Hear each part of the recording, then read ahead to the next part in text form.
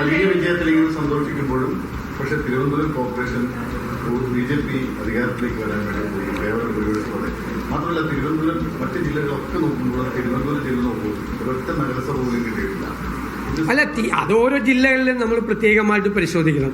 തിരുവനന്തപുരം ജില്ലയിൽ ഞങ്ങൾ കോർപ്പറേഷനിൽ ഞങ്ങളുടെ സീറ്റ് ഏകദേശം ഇരട്ടിയാക്കി.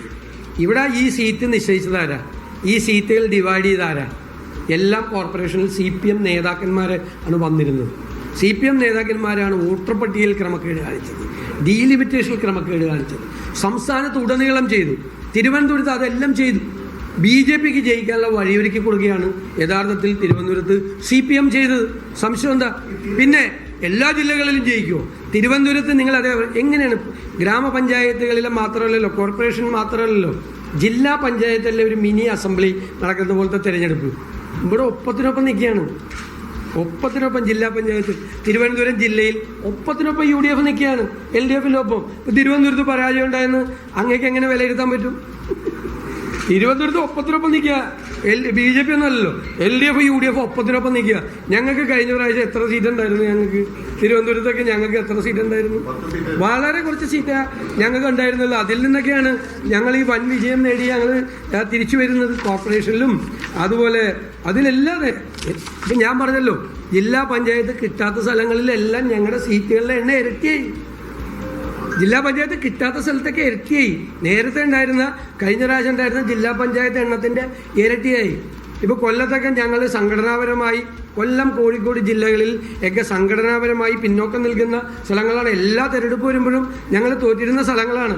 ആ കോഴിക്കോട് ഞങ്ങൾ കോർപ്പറേഷൻ ഞങ്ങൾ ഉറപ്പിച്ചു നിർത്തിയിരിക്കുകയാണ് ഇപ്പോഴും CPMന്. ജില്ലാ പഞ്ചായത്ത് ഒപ്പത്തിനൊപ്പം നിൽക്കുകയാണ് കോഴിക്കോട് പോലത്തെ സ്ഥലത്ത്. എത്ര സ്ഥലമാണ് തിരിച്ചു പിടിച്ചിരിക്കുന്നത് അവിടെയെല്ലാം. കൊല്ലത്ത് വലിയ മാറ്റം ഉണ്ടായി, വലിയ മാറ്റം. നിങ്ങൾ പരിശോധിച്ചാൽ അറിയാം. കൊല്ലം കോർപ്പറേഷൻ UDF ഭരിക്കാൻ പോകല്ലേ.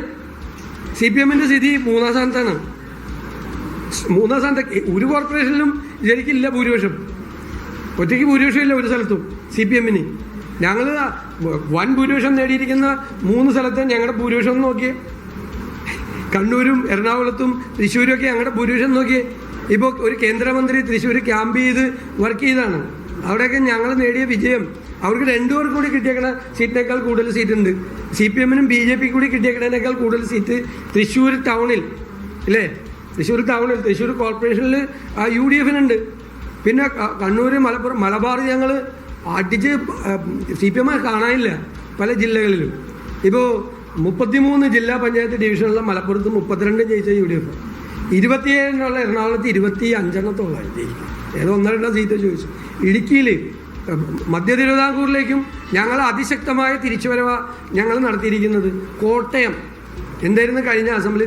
ഇതിപ്പം നിങ്ങളൊരു കാര്യം മനസ്സിലാക്കേണ്ടത്, 2016-ലെയും 2021-ലെയും തുടർച്ചയായ 2 അസംബ്ലി തിരഞ്ഞെടുപ്പുകളിലെ തോൽവിക്ക് ശേഷം ഉള്ള അതിശക്തമായ UDFന്റെ ഒരു തിരിച്ചുവരവ് കൂടിയാണ്.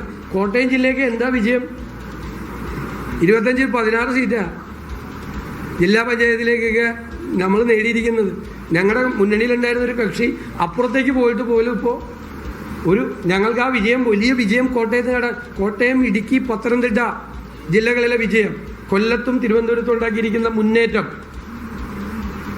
എറണാകുളത്ത് ഉണ്ടാക്കിയിരിക്കുന്ന ഏകപക്ഷീയമായ മുന്നേറ്റം, എറണാകുളം, മലപ്പുറം ജില്ലകളിൽ ഏകപക്ഷീയമായ മുന്നേറ്റമാണ്. എതിരാളികളെ കാണാൻ പോലുമില്ല. അല്ല, അങ്ങനെയൊന്നും ഞാൻ ഒരു കക്ഷികളെയും നമ്മൾ അങ്ങനെയൊന്നും വിലയിരുത്താൻ പാടില്ല. അല്ല, അതുകൊണ്ട് എന്താ കാര്യം? അത് നമ്മൾ വിജയിക്കുമ്പോൾ നമുക്ക് സന്തോഷം. അത് ആരും ചെറുതായി കാണണ്ട. ഞങ്ങൾ അങ്ങനെയൊന്നും ചെയ്യില്ല. ജയിക്കുമ്പോൾ അഹങ്കാരം പറയില്ല, തോക്കുമ്പോൾ തോപ്പിച്ച ആളുകളെ ചീത്തയും വിളിക്കില്ല. ഇതുപോലെ ഇപ്പോൾ CPMകാർ പറഞ്ഞ പോലെ നമുക്ക് ജയിക്കുമ്പോൾ നമ്മൾ കുറേ കൂടി വിനയാനിതരായി ഞാൻ എപ്പോഴും പണ്ട് പറഞ്ഞിരുന്നതാണ്, തോൽവി മാത്രം പഠിച്ചാൽ പോരാ, വിജയവും കൂടി പഠിക്കണം. അത് ഞാൻ എപ്പോഴും ആവർത്തിച്ച് പറഞ്ഞുകൊണ്ടിരുന്ന ഒരു കാര്യമാണ്.